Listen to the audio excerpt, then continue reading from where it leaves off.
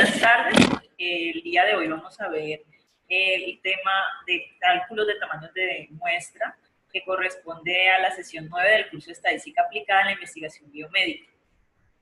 Entonces, vamos a ver en relación a los temas de la sesión 7 y 8, cómo calcular los tamaños de muestra cuando queremos estimar un promedio, cuando queremos estimar una proporción, cuando queremos estimar diferencia entre promedios, diferencia entre proporciones, riesgos relativos y ORs. Estos son las principales expresiones que se utilizan en los estudios epidemiológicos, pero también podemos encontrar otros tipos de cálculos de tamaños de muestra que ya utilizan modelos paramétricos, pero este no va a ser el enfoque. Vamos a irnos por la parte básica y ya después exploramos cada uno de estos. Bueno, entonces recordemos que en general el muestreo, para hacer el muestreo, se debe contar ya con un proyecto de investigación que tenga definido el tipo de estudio, la población de estudio, teniendo en cuenta tiempo, lugar, persona, y se debe también seleccionar previamente cuál va a ser el mecanismo posible de selección. Si es posible una selección aleatoria, si hay una selección que sea probabilística, y esto en aras de que el muestreo tenga una cantidad de participantes que represente a la población de estudio. Y una de las preguntas que surge después de identificar esta estrategia de muestreo es ¿cuántos participantes o individuos debo incluir en mi estudio? Y esta pregunta pues nos permite llegar a hacer inferencias dependiendo de si el número es demasiado representativo de la muestra que estamos tomando. Entonces recordemos que en general hay unos estimadores que son los que siempre vamos a estar utilizando, que se calculan a partir de una muestra y que estos permiten representar las condiciones de unos parámetros que están relacionados a una población. Estos son el promedio, la proporción, la diferencia de promedios y la diferencia de proporción. Para comprender un poco el concepto y la importancia del tamaño de muestra en los experimentos o estudios de investigación, tengo este ejemplo hipotético de una situación en la cual hay dos grupos de estudio. Uno al cual se le suministra amodiaquina, que es un medicamento, y otro grupo al cual se le suministra amodiaquina más sulfadosina pirimetamina. La hipótesis de este estudio es que probablemente el añadir sulfadosina pirimetamina al tratamiento convencional, que es amodiaquina, probablemente mejore las condiciones de recuperación de esos pacientes. Entonces, tenemos dos grupos que son homogéneos. ¿Por qué? Porque cada uno está conformado por 100 participantes y encontramos que de esos 100 participantes, 51 curaron en el grupo del tratamiento convencional y 65 curaron en el tratamiento que se está probando, de prueba. Y por esa razón, entonces tenemos que la proporción de cura en el grupo 1 es del 51% y en el grupo 2 es del 65%. Como les mencionaba, la variable de interés es la cura al tratamiento. Si esta hipótesis quisiera ser corroborada para identificar que la sulfadosina pirimetamina mejora las condiciones de cura, lo que diríamos es que la proporción de cura de pacientes que tomaron el tratamiento de prueba es mayor a la proporción de pacientes que tomaron el tratamiento convencional. Si esto es así, entonces tenemos el caso de una prueba de hipótesis de una cola en la que la proporción del grupo 2 es mayor a la proporción del grupo 1. Entonces, en ese caso, la hipótesis nula nos va a indicar que la proporción de cura en el grupo 2 es menor o igual a la proporción de cura del grupo 1. De esa manera, también podemos reescribir la hipótesis planteando que la proporción del grupo 2 menos la proporción del grupo 1 es menor o igual a 0, en el caso de la hipótesis nula, y luego el complemento que sería que esa diferencia es mayor a 0. Las dos formas de escribir esa hipótesis son válidas. Y lo que vamos a hacer luego es, una vez definido la hipótesis nula y alterna, calculamos el estadístico de prueba. Recordemos que el estadístico de prueba se calcula con la distribución Z de la tabla normal estándar. Entonces reemplazamos en esta fórmula los valores correspondientes a cada elemento y obtenemos que el Z calculado es 2.01. Como estamos en este caso utilizando una prueba de una cola para una confianza del 95%, entonces encontramos que ese valor es 1.65. Y entonces en ese caso el valor P que se obtiene, o la probabilidad que se obtiene es 0.023. Por lo tanto, como este valor es menor a 0.05, se rechaza la hipótesis nula. Por lo tanto, se podría decir, bajo las condiciones experimentales que están aquí, que son de 100 pacientes en cada grupo, que la proporción de cura es mayor en los pacientes que tomaron el medicamento con sulfadosina pirimetamina, que es el tratamiento de prueba, versus el tratamiento convencional. Por lo tanto, esta es una prueba de eficacia de un medicamento que se está probando para la cura de una enfermedad. Entonces, ahora vamos a ver la situación 2. En esta situación tenemos el mismo caso en el cual tenemos el mismo caso, el grupo 1 y el grupo 2, y a los dos se les suministra el tratamiento 1, en el grupo 1 se les suministra modiaquina, y en el grupo 2 se les suministra modiaquina más sulfadosina pirimetamina. La misma situación anterior.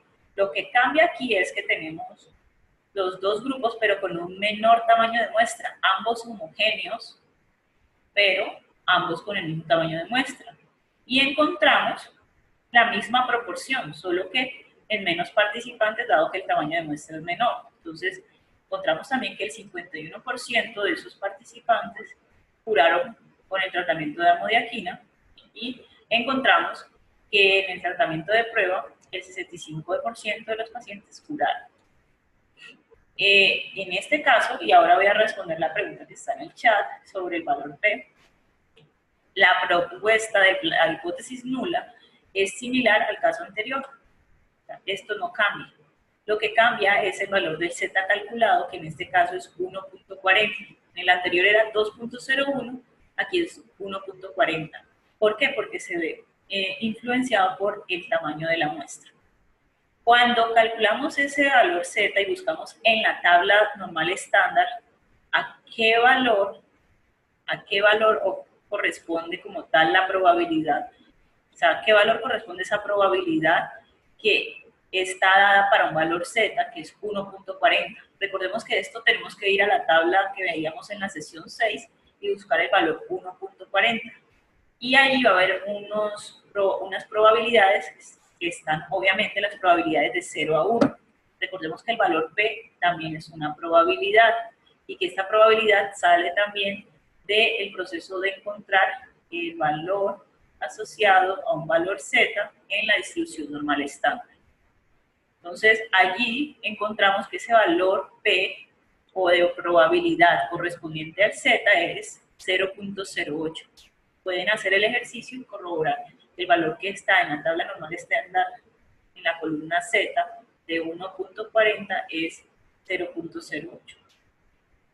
De esta manera, lo que vamos a encontrar en la decisión es que como el valor P es mayor a 0.05, la decisión es que no se rechaza la hipótesis nula. Por lo tanto, aquí lo que se concluiría es que la proporción de cura del tratamiento de prueba es menor o igual a la proporción de cura del tratamiento convencional. Pero nuestra muestra, entonces, no está siendo compatible con la hipótesis planteada. Entonces existe una probabilidad mayor a esta probabilidad del nivel de significancia de 0.05 que nos muestra una incompatibilidad de nuestra muestra con la hipótesis planteada.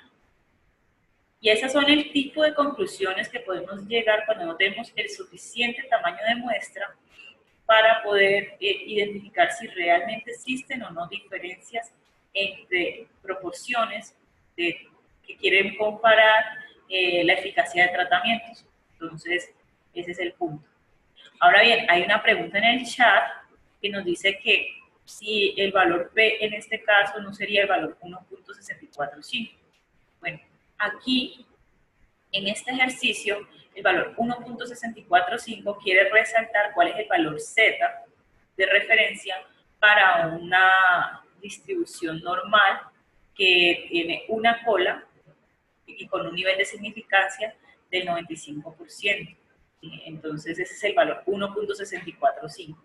Este es el valor que corresponde a encontrar el valor Z de 1.645, nos va a dar una probabilidad del 95%.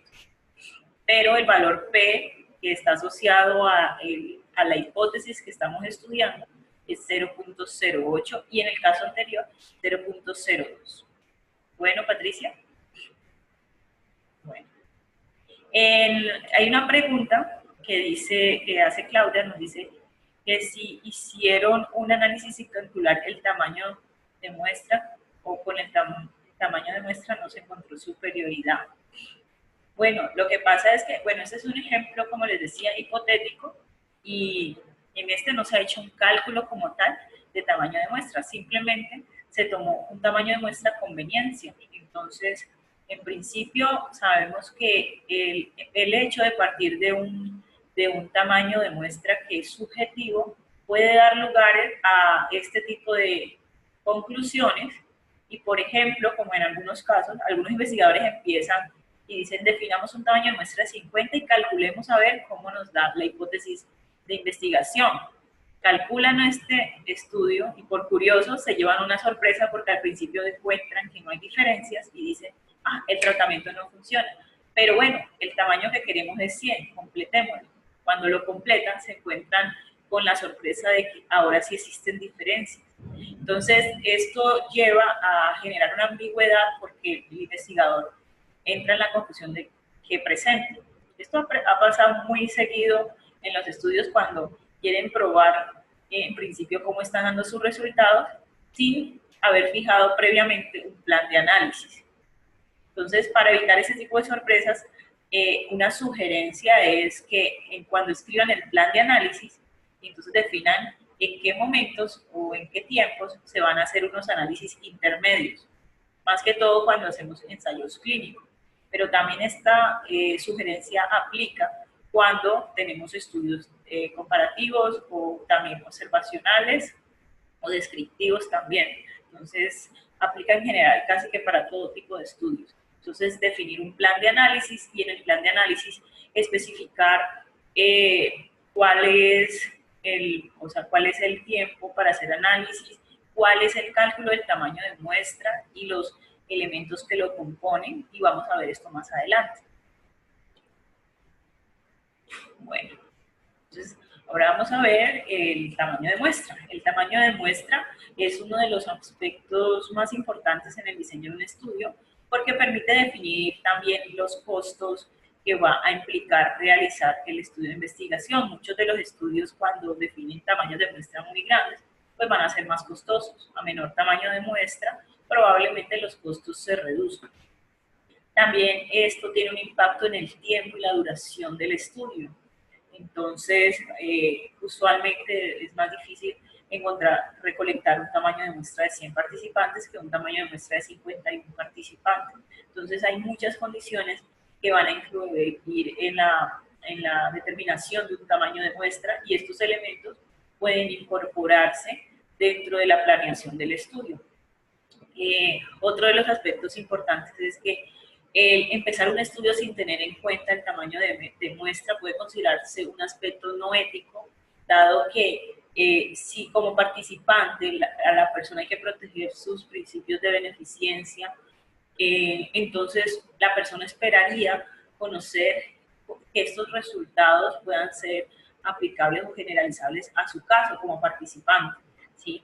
Por lo tanto, él puede pedir, por ejemplo, conocer cuál va a ser el tamaño de muestra para identificar si el estudio va a ser realmente representativo y así decidir si participa o no. Lo que ocurre es que usualmente cuando estamos en estos estudios de investigación, hacemos el proceso de consentimiento informado, pero tenemos personas que a veces no tienen como el nivel educativo adecuado para comprender conceptos clínicos que son de pronto muy técnicos para ellos. La idea o recomendación es que cuando se haga este proceso de consentimiento informado, estos estén elaborados en un lenguaje que pueda ser comprensible y claro para toda la población objetivo y que ellos puedan también cuestionar el proceso que se está haciendo del estudio. Y eso va a enriquecer casi que en gran medida los aportes que pueda dar el proyecto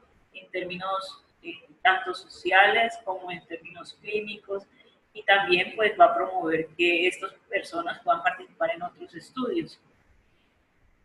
Otra de los aportes que tiene el tamaño de muestra es cuántos sujetos participarán en el estudio, y pues cuando definimos cuántos son, a veces hay temores porque puede que tengamos un tamaño de muestra que nos esté dando muy pequeño y creamos que por esta razón nuestro estudio no va a ser representativo.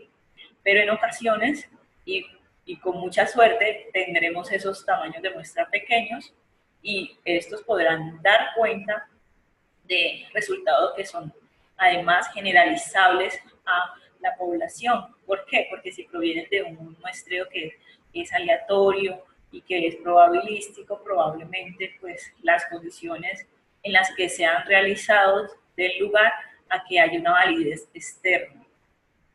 Y hay otra de los puntos que a veces preguntan los investigadores es si vale la pena hacer el estudio si solo lograron encontrar N participantes. Entonces, aquí vamos a ver una discusión un poco porque esto va a depender también el alcance del estudio.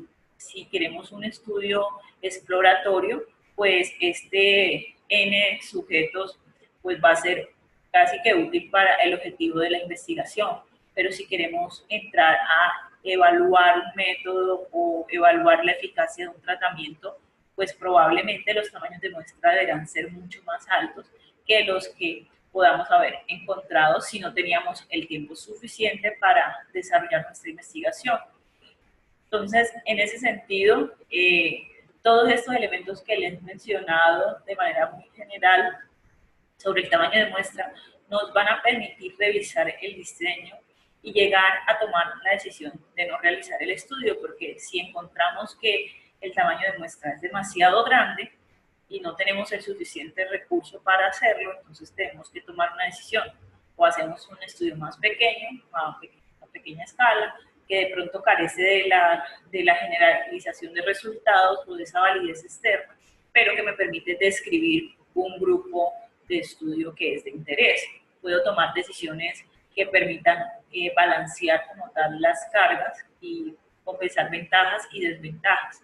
Pero de todas maneras, lo que cabe mencionar es que aunque haya estudios que no parten del cálculo de un tamaño de muestra, pueden tener una gran riqueza en los aportes a la ciencia en términos de la validez interna y por ende pues también son importantes. Pero también estos estudios que logran partir de un diseño muestral desde el inicio de la investigación permiten también realizar un gran aporte porque nos van a permitir generalizar esos resultados a la población de estudio en términos del parámetro de interés. Entonces, la pregunta que la mayoría nos hace es, como estadísticos, es ¿qué tan grande debe ser mi muestra? Tengo mi proyecto, ya está aprobado, tengo el recurso, tengo el personal, pero no sé cuánta muestra debo incluir. Entonces, está la pregunta, ¿esta muestra es muy grande o esta muestra es muy pequeña?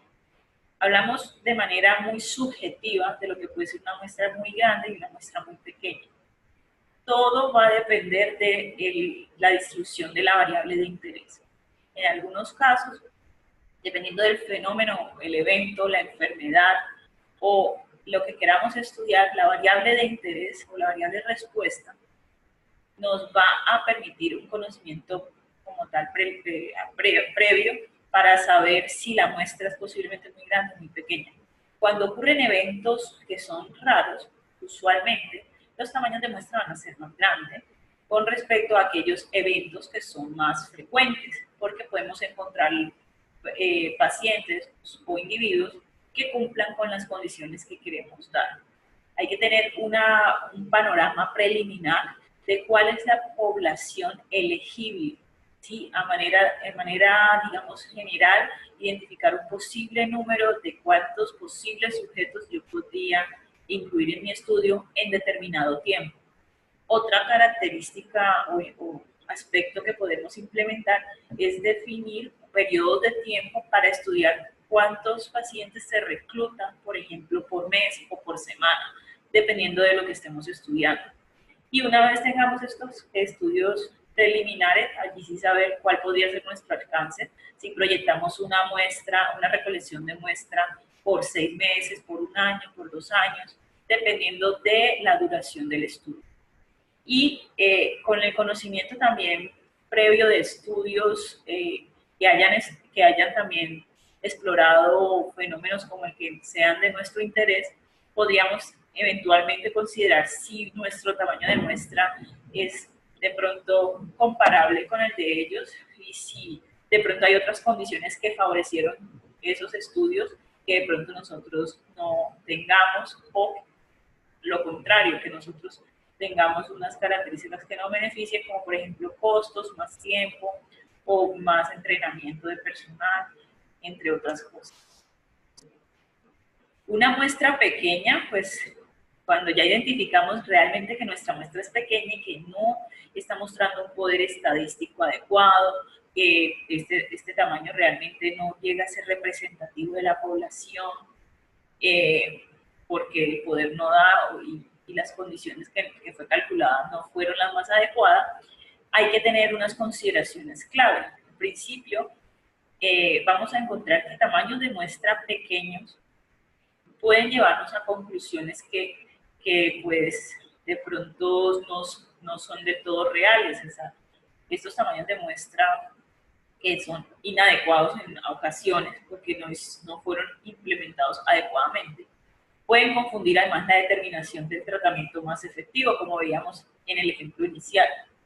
Y pues para algunos investigadores puede resultar un fracaso no observar diferencias estadísticas que estaban esperando, y esto sin considerar que su tamaño de muestra era realmente pequeño. Entonces, antes de hacer el cálculo hay que considerar si realmente nuestro tamaño de muestra es pequeño o no. Y cuando hacemos ese cálculo de diferencias, es probable o que tengamos conocimiento a priori de cuál es la proporción de curas esperadas para el grupo 1 versus la proporción de curas esperadas para el grupo que se le administró el tratamiento de prueba. Entonces, si tenemos esto y queremos, por ejemplo, un poder estadístico del 80, del 90%, podemos utilizar estimaciones previas para ver cómo va a ser esos comportamientos. Otra opción que tenemos es definir cuál es el valor de diferencia estadística que queremos encontrar entre esas proporciones. ¿A qué voy? Por ejemplo, si como investigador apostamos a que se encuentre una diferencia de más o menos el 6% entre la proporción de cura y falla, la proporción de cura del tratamiento 1 y el tratamiento 2, entonces nosotros podemos fijar esta diferencia en la expresión del cálculo de tamaño de muestra. De alguna manera, el tamaño de muestra, aunque parece una fórmula rígida, permite que el investigador introduzca, además de los datos muestrales de estudios previos o de resultados anteriores, el conocimiento y la experiencia que él tiene en el área, ¿sí? Entonces, de esta manera podemos involucrar también todos estos aportes. El aspecto económico también, en términos del costo, también se puede incluir para hacer la asignación del tamaño de muestra. Entonces, ahora vamos a ver el tamaño de muestra para estimar un promedio. Ese, pues, básicamente parte de la expresión que veíamos para el intervalo de confianza que se realizaba para el promedio. Y lo que básicamente se hace es despejar esta letra n de esta fórmula. Cuando se despeja esta letra n, a lo que vamos a ver es que el tamaño de muestra influye en el ancho también del intervalo. Si tenemos tamaños de muestra que son más grandes, pues el intervalo también pues va a modificarse, o en lugar de tener un tamaño de muestra más pequeño, ¿sí? Entonces, uno de los aspectos que resulta de esta expresión que veíamos del intervalo de confianza es lo que se llama margen de error. Y ese margen de error, usualmente cuando vamos a calcular el tamaño de muestra, buscamos que sea a lo más, digamos que del 5% por recomendación, ¿sí? Pero algunos investigadores tienden a llevarlo hasta un 10%. Más de ahí, pues no se recomienda porque la amplitud del intervalo de confianza se va a hacer mucho más amplia. Entonces, si queremos intervalos más precisos, entonces estos van a ser más angostos y por ende pues se necesita que el margen de error sea más pequeño. Bueno, este ancho del intervalo nos dice a cuántas desviaciones del promedio queremos que se encuentre realmente nuestro intervalo de confianza. Entonces podemos decir que más allá del promedio, un 2.5 a la derecha y un 2.5 por la izquierda. De esa manera, la suma de los dos lados nos da un margen de error del 5%, ¿sí? O un 3% por la derecha y un 3% por la izquierda. Eso nos dará un margen de error del 6%. ¿Sí? Son dos ejemplos. A partir de esta fórmula y despejando el n, encontramos que cuando queremos estimar un promedio donde la población total es, digamos, desconocida y por eso se dice que es infinita, porque no conocemos cuántos elementos hay en todo el espacio muestral que correspondan a la población. Entonces, como no sabemos eso, asumimos esta fórmula en la cual el Z se busca en la tabla de distribución normal estándar, el delta corresponde al margen de error que veíamos hace un momento, que es definido por el investigador, y esta desviación estándar o varianza se puede estimar como tal de estudios previos, ¿sí?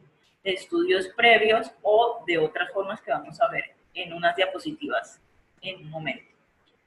La otra expresión es cuando ya conocemos ahora sí la población total, es decir, que tenemos los datos de pronto de un censo o de un estudio preliminar que nos dice el total de elementos que cumplen con la característica de interés. Y en ese caso la expresión es un poco más larga. ¿Por qué? Porque se va a corregir el tamaño de muestra teniendo en cuenta que se conoce el tamaño de todos los elementos. Usualmente la población finita va a ser más pequeña que la población infinita. Entonces, en general, en las dos expresiones vemos que el tamaño de muestra va a depender de tres elementos. Primero, la confiabilidad deseada, que es esto que se llama 1 menos alfa, que es nivel de significancia, y que usualmente lo fijamos en el 0.05. ¿Sí? Y el otro elemento es la desviación estándar de la población, que se representa como sigma, esta letra griega, y el tercer elemento es la dimensión del intervalo deseado, que se denota por la letra D.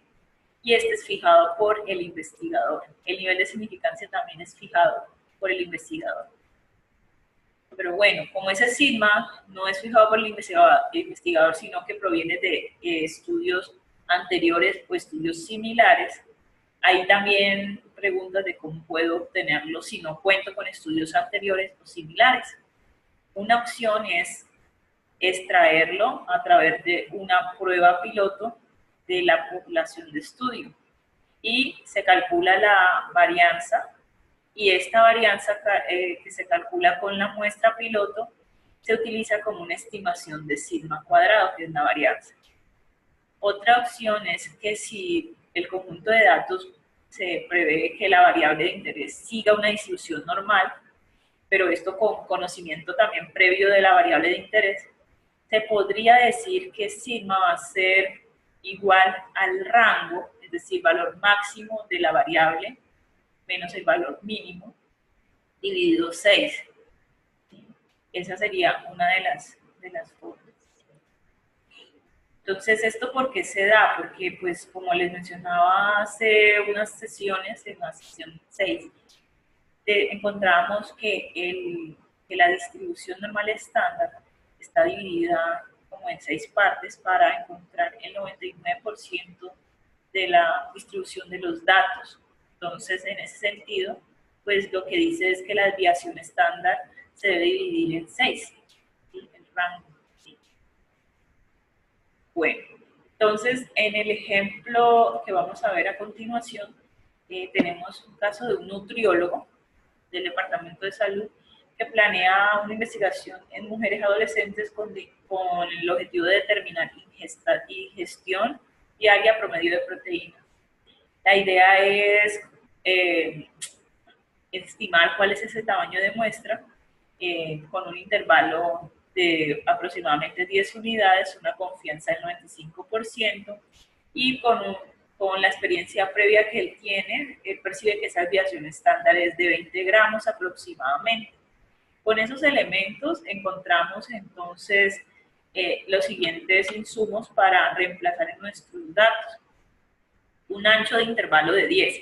Si el ancho del intervalo es de 10, entonces delta se debe dividir entre 2, porque recordemos que SD es SD multiplicado por 2 corresponde al ancho.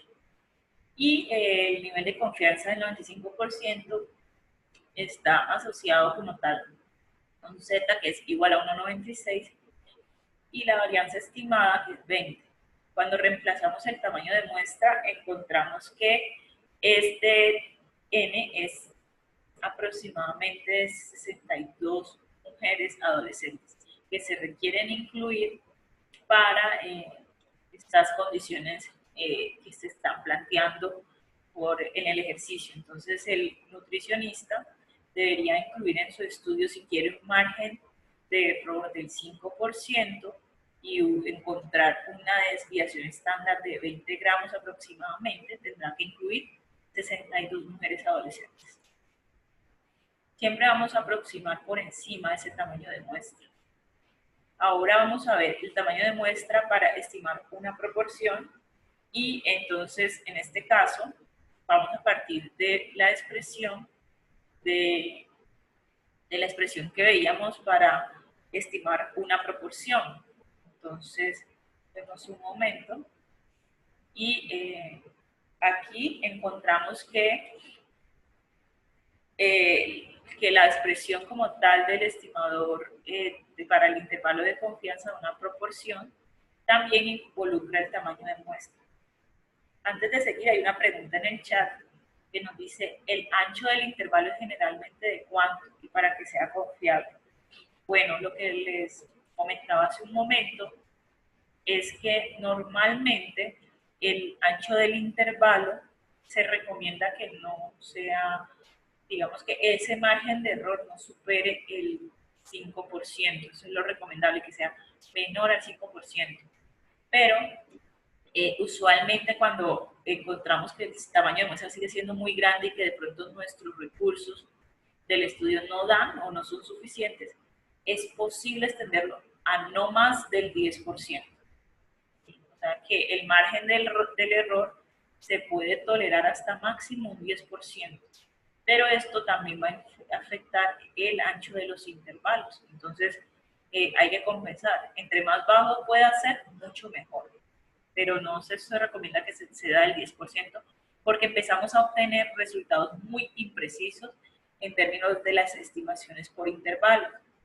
Y esto va a dificultar el hecho de encontrar o no diferencias estadísticas dependiendo de lo que estemos observando, sea promedios o proporciones.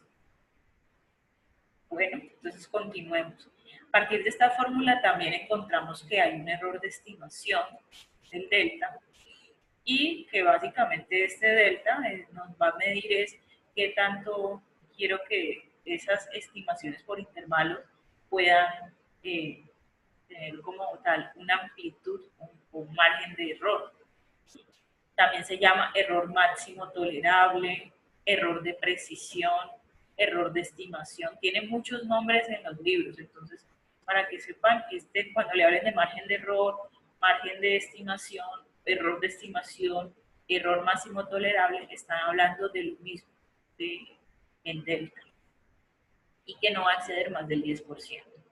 En el caso de que la población sea infinita, es decir, que no conozca el tamaño total de la población, esta sería la expresión. Es muy parecida a la expresión anterior, solo que aquí tengo el cálculo de P por Q. En este caso, pues permite hacer como alusión a lo que es la varianza de una proporción. Y cuando la población es finita, pues ese tamaño de muestras se corrige. Yo simplemente escribo estas fórmulas en esta clase, no para que las memoricen. Incluso los ejercicios, ustedes no van a tener que calcular como tal estas muestras, porque vamos a usar más adelante la herramienta de OpenEPI, ¿sí?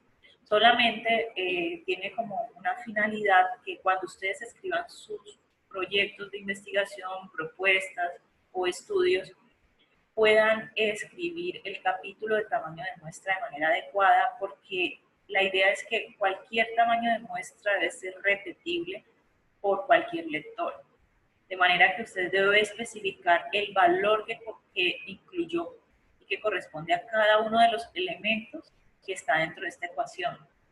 De lo contrario, su estudio también pierde un poco de credibilidad, porque cuando el lector encuentra de manera un poquito incómoda que no puede repetir ese tamaño de muestra, es probable que él no utilice su estudio como una referencia por el hecho de que no pudo replicar el tamaño de muestra.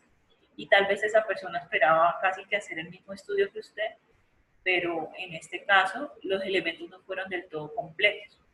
Y es un punto que incluso ahorita en las revistas ya indexadas están pidiendo y solicitando que estas expresiones sean incluidas en el capítulo de los métodos, específicamente en la sesión de tamaños de muestra. Bueno, en este tamaño de muestra también se están incluyendo unos elementos como la confiabilidad, que está muy ligada como tal también a la precisión de los intervalos que vamos a obtener posteriormente en las estimaciones. Luego la proporción de la población que posee la característica, que es el P, que usualmente puede ser una prevalencia, una proporción de casos, otra variable que es cualitativa y que tiene valores dicotómicos, y la dimensión del intervalo deseado. Esa estimación de la proporción es la que usualmente genera muchas inquietudes. Cuando es imposible obtener esa estimación de P, la mayoría de los investigadores suele definir ese P como el valor de 0.5 y calcula el tamaño de muestra. ¿Por qué se calcula con el 0.5? Porque básicamente es el punto más alto de la distribución, de la distribución como tal en forma de campana, en donde vamos a encontrar el máximo tamaño de muestra, ¿sí? Entonces, con este valor lo que se asegura es que, como no conozco la información, voy a calcular el tamaño máximo de muestra que pueda darse en caso de que, digamos, el parámetro de interés sea desconocido, la proporción. Entonces, esta es una de las condiciones que vamos a encontrar con mayor frecuencia.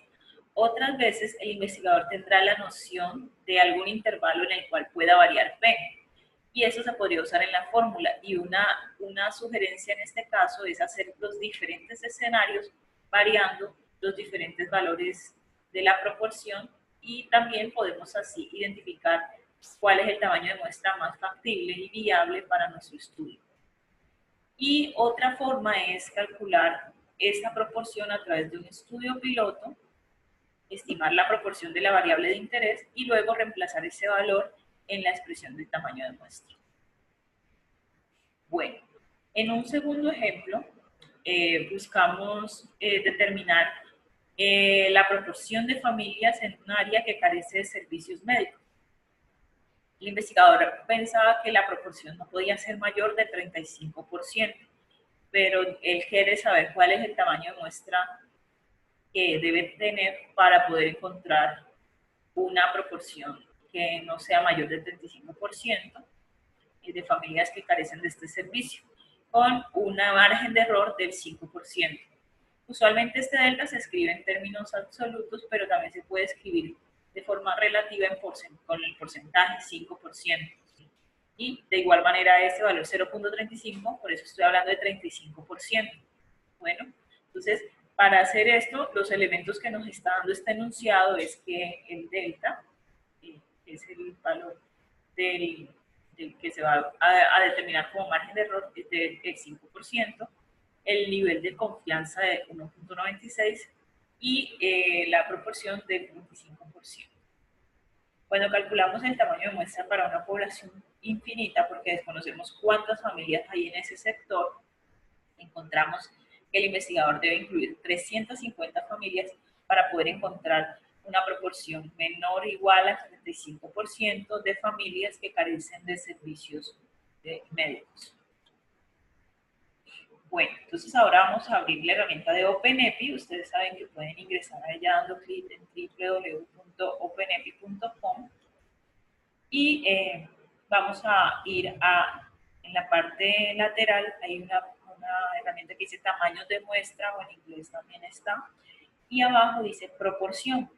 Entonces, ustedes pueden ingresar aquí y cuando estén aquí, dar clic en proporción.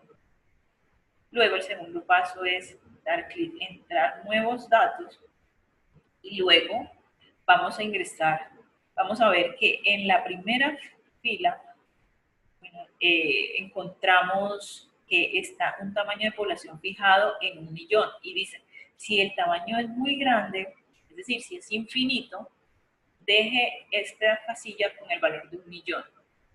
¿Por qué? Porque aquí ya está como estandarizado el tamaño de muestra, considerando de que la población es demasiado grande. Pero si conocemos este tamaño de población N, podemos reemplazarlo. Digamos que tenemos 1000 familias, entonces reemplazamos 1000 familias. Pero como no conocemos cuántas son, vamos a colocar aquí 1 millón. Después escribimos la frecuencia esperada, que en este caso podemos colocar que es 50.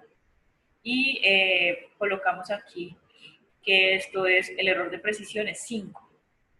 Este valor que aparece aquí que dice efecto de diseño va a variar con respecto al valor que está aquí fijado si hacemos diferentes tipos de muestreo. Por ejemplo, muestreos en 2 etapas, en 3 etapas. Recordemos que esto lo vimos en la sesión de tamaños de muestra, la sesión 4, teoría del muestreo. Entonces, es importante saber que este valor es 1 porque se está partiendo del supuesto de que la muestra es aleatoria, ¿sí? Es una muestra aleatoria, muestreo aleatorio simple. Si es muestra aleatorio estratificado, hay que calcular el efecto de diseño para un muestreo aleatorio estratificado. En esta tarea, la recomendación es ya recurrir a un estadístico o a un muestrista que conozca como tal el procedimiento para calcularlo.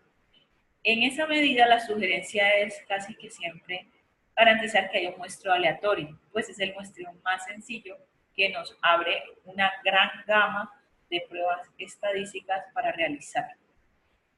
Pero pues esto dependerá de todas las condiciones del estudio, hay que ver si hay recursos suficientes para esto. Bueno, para el ejercicio como tal, recordemos que la frecuencia esperada por el investigador era de 35, este valor era del 5%, y pues como el tamaño muestra en infinito, le damos aquí. Luego vamos a dar clic en calcular.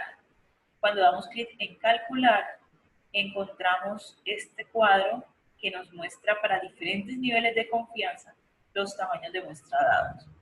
Recordemos que en el ejercicio encontramos un tamaño de muestra de 350.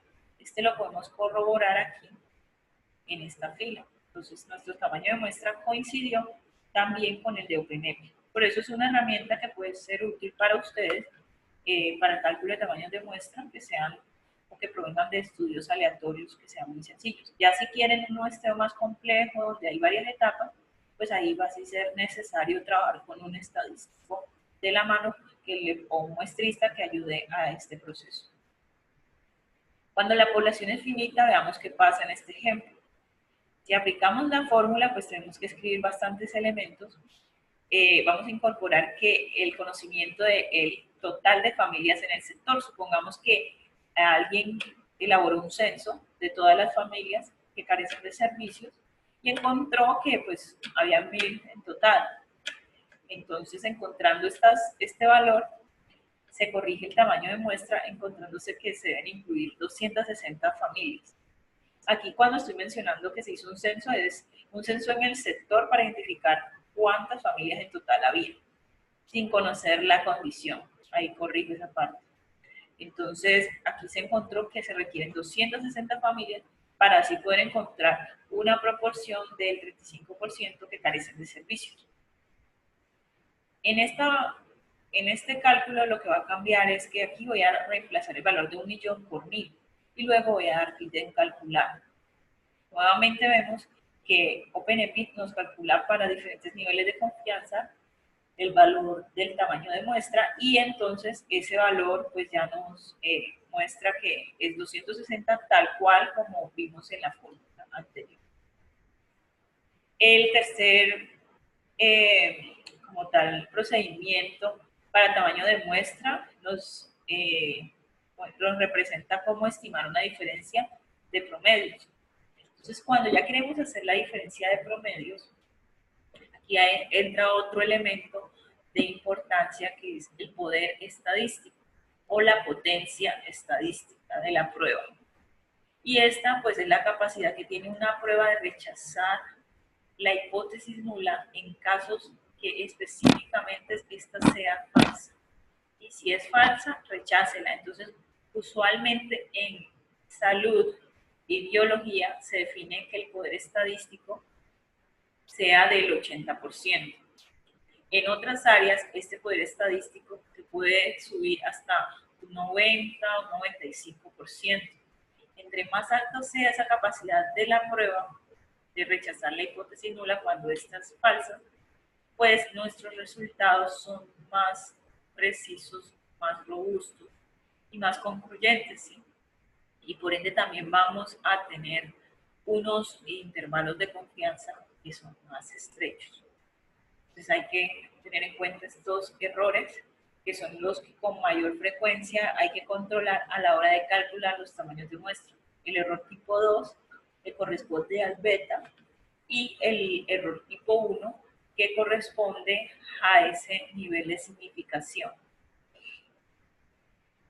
Ese nivel de significación del 5% es diferente al margen de error que definimos. Es muy importante precisar eso. O sea, este nivel alfa es algo diferente al delta que veíamos antes en las fórmulas. Entonces tienen que tener mucho cuidado ahí porque no son lo mismo. Yo puedo tener un nivel de significación del 10% y un delta del 8% o del 5%. Sí, son diferentes.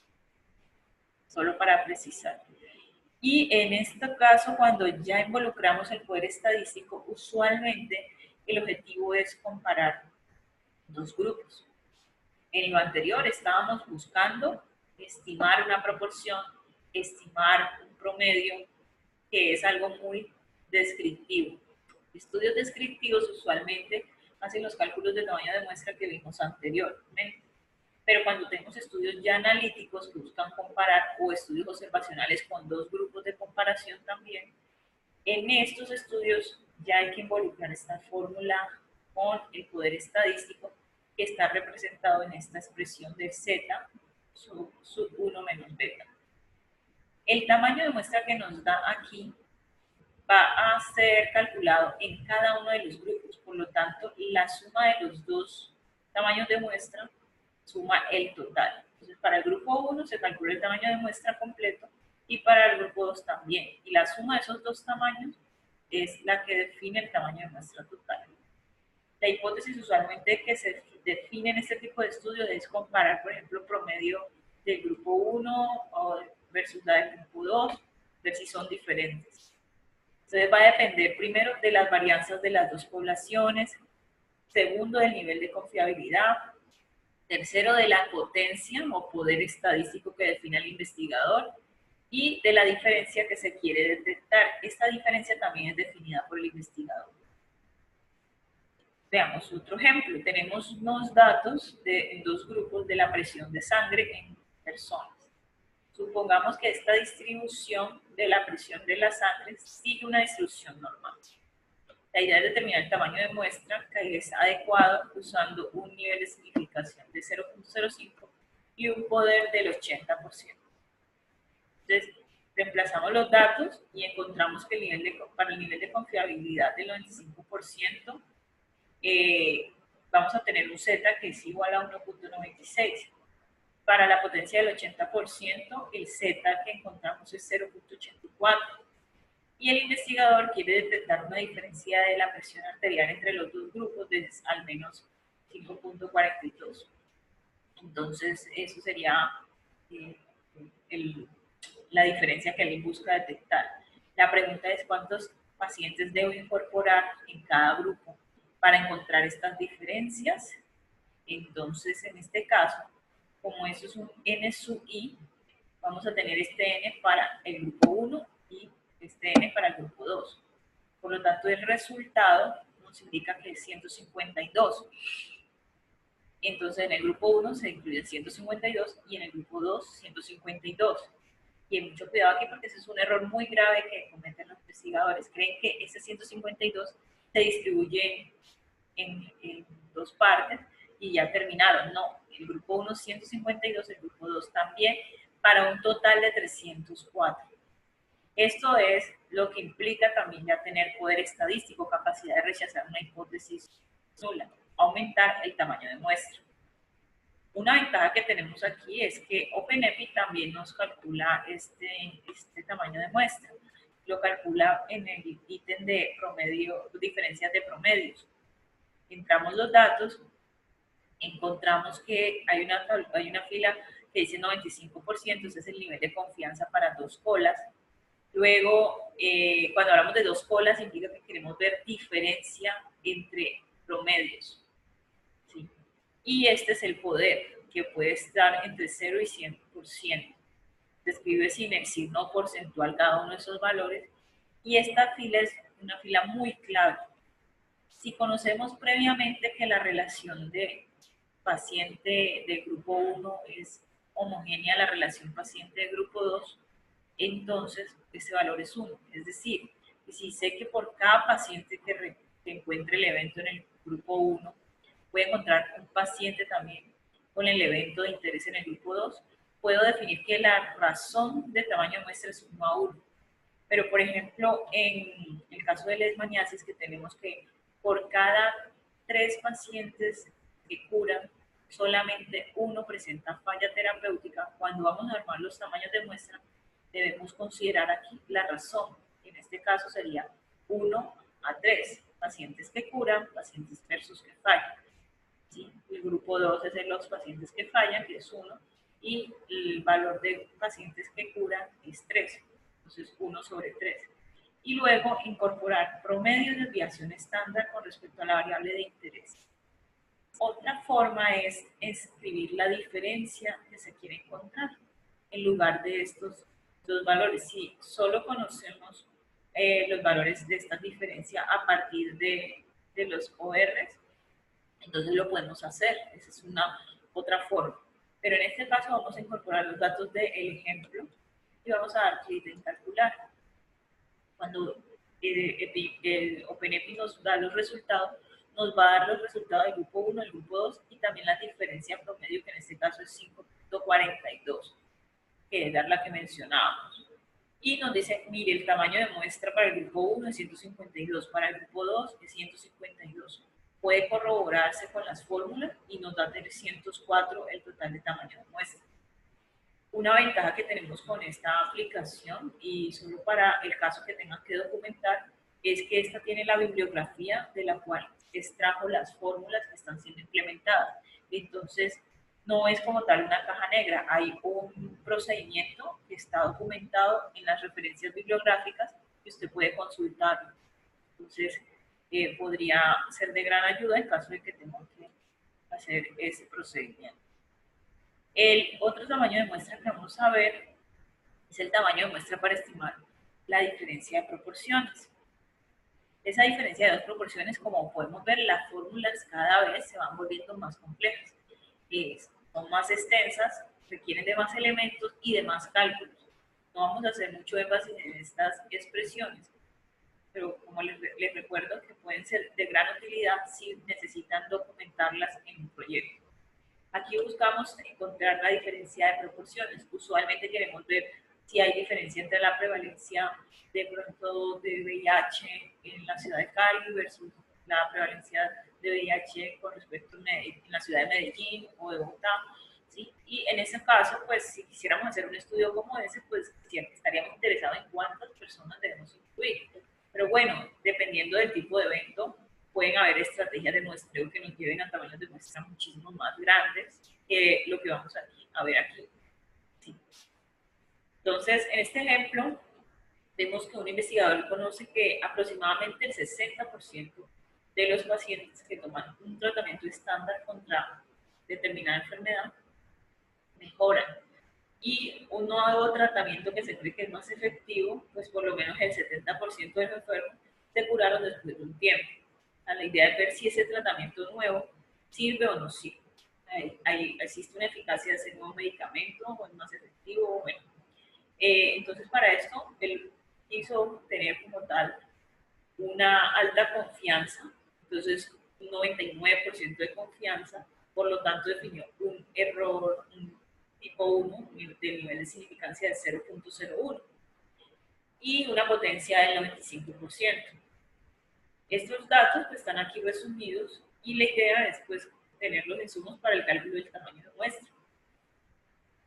Luego de reemplazar, encontramos primero en la primera fase, que es el tamaño de muestra pues, preliminar, que va dando por ahora 807, pero ya corregido con toda la expresión, nos da que debemos incluir en cada grupo 827 pacientes. De esta manera podemos ver que, por ejemplo, en estudios que implican el seguimiento en el tiempo, los tamaños de muestra van a ser mucho más grandes. No es lo mismo un estudio descriptivo, puede requerir menos tamaño de muestra que un estudio comparativo o que un estudio que obtiene ya un alcance de evaluar eficacia como tal de un tratamiento. Entonces, el objetivo que definamos en nuestro proyecto de investigación debe ser acorde al alcance tanto en tiempo, en recursos económicos, en recursos humanos, y para que pueda ser realizable, ¿sí? Porque probablemente si somos ambiciosos y queremos tener una comparación a lo largo del tiempo, pues también tenemos que disponer de más recursos para hacerlo. Y también de un tamaño de muestra mucho más grande si buscamos que estos datos sean realmente representativos de la población. Entonces, para hacer estos tamaños de muestra hay un link que van a de pronto a familiarizarse mucho si tienen que calcular tamaños de muestra, el cual está también en el componente tamaño de muestra y es para estudios de corte. En esta tabla que estamos viendo podemos calcular tamaños de muestra para estudios de corte, para también estudios que sean comparativos, para ensayos clínicos también. Entonces, muy útil porque dependiendo de los insumos que registremos, nos permite hacer ese tamaño de muestra. O sea, podemos hacer también caso control en esta herramienta, si no estoy mal. Podemos ingresar los ORs también, ¿sí? Entonces, dependiendo del estudio que tengamos, hay unos insumos que debemos ingresar. En este caso, pues ingresaremos el nivel de confianza, que es del 99%,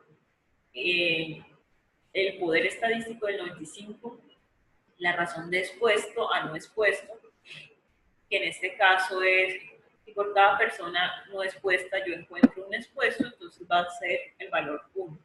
Pero si yo tengo una razón en donde digo que por cada persona expuesta encuentro 3 no expuestos, debo cambiar el valor y hacer la razón.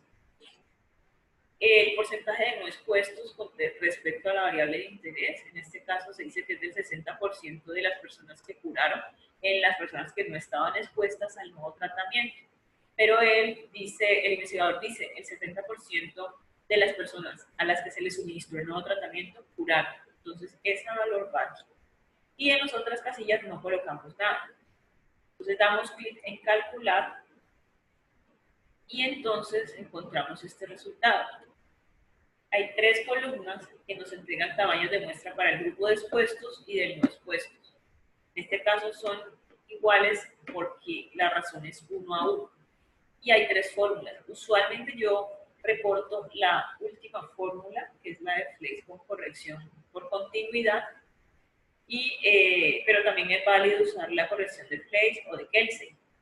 ¿Qué se debe hacer si se utiliza alguna de estas correcciones? Indicar, por ejemplo, que se calculó un tamaño de muestra para un estudio de, digamos, de seguimiento en el cual la proporción de no expuestos fue el 60% con respecto al tratamiento que se está evaluando y los expuestos fue el 70%. La expresión utilizada fue la siguiente, se escribe la fórmula y posteriormente, entonces se puede decir que se utilizó la corrección de Kelsey. ¿Qué pasa? Que este resultado, ninguno de los tres va a coincidir como tal con el que veíamos en el proceso, porque el anterior es de otro autor que es Ross. Entonces, vamos a encontrar diferentes fórmulas de tamaño de muestra para el mismo procedimiento, pero la idea es identificar qué tamaño de muestra estamos calculando. Aquí hay una pregunta en el chat que nos hace Claudia, dice, ¿esos datos deben estar en alguna referencia, razón, la frecuencia en no expuestos?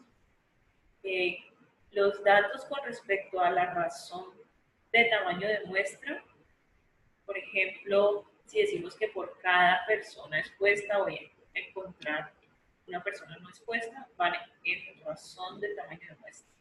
Y los porcentajes de exposición que veíamos en el enunciado para el grupo de no expuestos van en esta fila que estoy resaltando aquí, que es el porcentaje de no expuestos que tienen en la variable de interés, y en la segunda fila el porcentaje de personas que estaban expuestas al nuevo tratamiento que presentaron como tal el evento de interés. Bueno, ya el tamaño de muestra que veremos a continuación corresponde a la estimación para un riesgo relativo. Hemos visto hasta ahora que a medida que vamos siendo como más, digamos, exigentes en la especificación de los tamaños de muestra, estos van creciendo. Y también en términos de que el diseño epidemiológico es un poco más exigente, entonces se requiere de mayor cantidad de tamaño de muestra.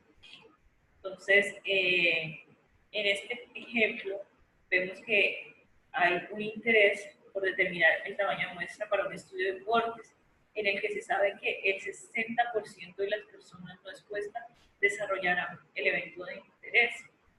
Esa es la apuesta del investigador. Se desea buscar asociación con un factor de riesgo, donde los antecedentes muestran un riesgo relativo de asociación de 1.17. La idea es conocer el nivel de confianza, el tamaño de muestra para una confianza del 99% y un poder del 95%. Aquí vamos a usar el mismo link en el tamaño de muestra, el corte. Vamos a entrar los datos, pero aquí vemos que vamos a diligenciar casillas que son diferentes al anterior. El dato preliminar que se da en el enunciado es que el 60% de los expuestos van a desarrollar como tal el evento de interés y que se espera una relación, como tal, una asociación dada al riesgo relativo, que es de 1.17. Y de esta manera, entonces, al calcular el tamaño de muestra, encontramos que este tamaño de muestra requerirá de al menos 780 participantes si se usa la corrección de Kelsey en cada grupo para encontrar un poder estadístico del 95% y una confianza del 99%. Bueno, finalmente tenemos el tamaño de muestra para estimar un OR, en el cual pues también la expresión es muy similar a la anterior. Podemos usar OpenEPI también para este cálculo. Y la idea es, en este caso, a partir de un valor hipotético de OR que se fija en 2, determinar cuántos sujetos deben incluirse para comprobar de que hay una asociación significativa entre el alto consumo de sal y la hipertensión. Entonces, la idea es de que por cada caso se va a incluir un control. Entonces, la razón es 1 a 1. Entonces, aquí se asume que la prevalencia de exposición a alto consumo de sal entre la población que es del 25%. Por esa razón es que se espera que el OR sea de 2. Pregunta es cuántos sujetos voy a incluir. Entonces damos aquí clic en entrar datos y seguidamente lo que vamos a reemplazar es el valor 2 en donde dice OR. El resto de los datos pues se incorpora aquí en esta parte, 95%, 80%, uno que es la razón de caso controla casos, perdón, y el porcentaje de controles expuestos. Aquí quiero devolverme un poco porque para este tamaño de muestra, olvidé aquí mencionar que entramos a tamaño de muestra y luego aquí en la segunda opción. Esa es la opción que corresponde a casos y controles, no es la misma que antes. Entonces, una vez ingresados estos datos, damos clic en calcular y cuando hacemos esto, vemos que el tamaño de muestra que busca como tal encontrar la asociación para un estudio de casos y controles es mucho más bajo con respecto a los tamaños de muestra que veíamos para un riesgo relativo, por ejemplo. Pero nuevamente, el tamaño de muestra que se obtiene es para cada uno de los grupos.